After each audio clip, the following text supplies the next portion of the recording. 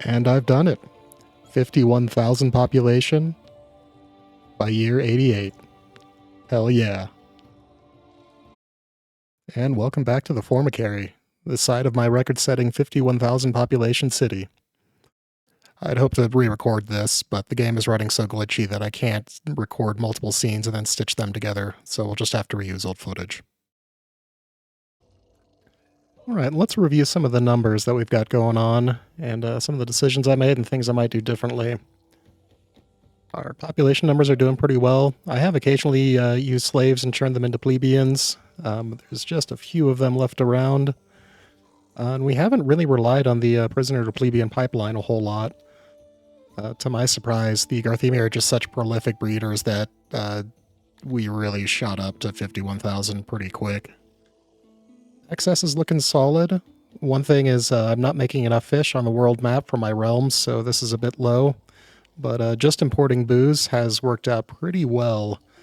The only thing I had to do was add in a whole bunch of extra import depots. And then as well, set these all the way to max so that it tries to fill them up. And that's giving these guys a constant supply to pull from, which is a trick I wish I did in Split River Plains, but now I know. See, our equipment and furniture are doing great. Jewelry isn't really meant to fill up, so that's kind of fine. It's just a little bonus. Services doing pretty well. I do kind of wish I built that second speaker, although I'm sure I used the 9 tiles for something important. Restaurants wound up being a little lower than I would have liked, but fortunately there isn't a ton of fulfillment there, so no worries. And our massage parlors were intentionally kept low because they decrease your health, which is your survivability of outbreaks, and boy does this place have outbreaks. Environment stats, I feel like I did everything fairly well here. There is not enough melee training to go around, even though we have as many... It's 120 different divisions. And even at, I think they're 30 or 50% training, it's still not making it. And we don't have enough training rooms for more. But we're still getting by. Let's see... religion is doing great. We probably went even slightly overkill on temples. But the bigger thing is having enough graveyards and crypts, and these are doing great aside when we have very big outbreaks, and then we might have a couple problems.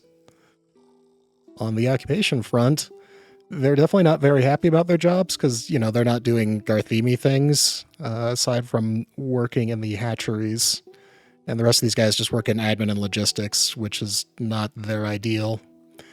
Retirement's higher than I thought it would be, so that's great. The bugs don't always live that long. And we are getting a little bit of indoctrination here from the universities that were placed around, so that's given us a hand as well.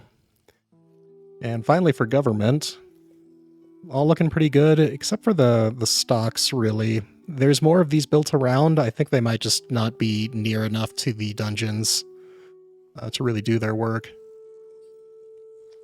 And unfortunately, we are having to give them cash advances periodically, otherwise our happiness will diminish.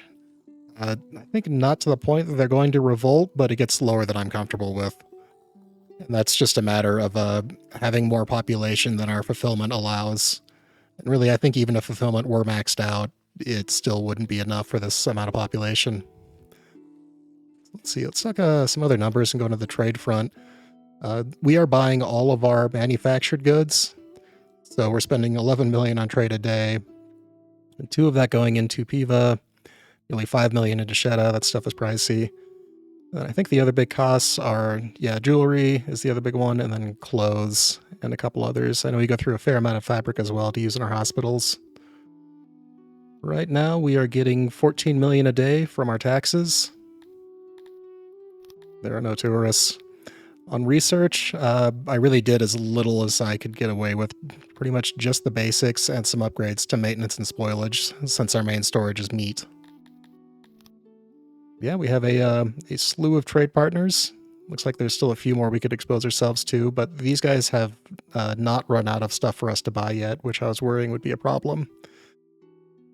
Yeah, this map setup worked out really, really well. I'm happy with that.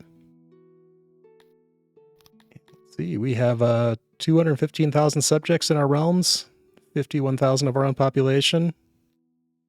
And yeah, killing it. So thank you all for joining me. If you have any questions about the base, feel free to leave them in the comments and I'll answer however I can. And additionally, if you want to download the save to check it out, you can do so on my GitHub and there'll be a link in the description.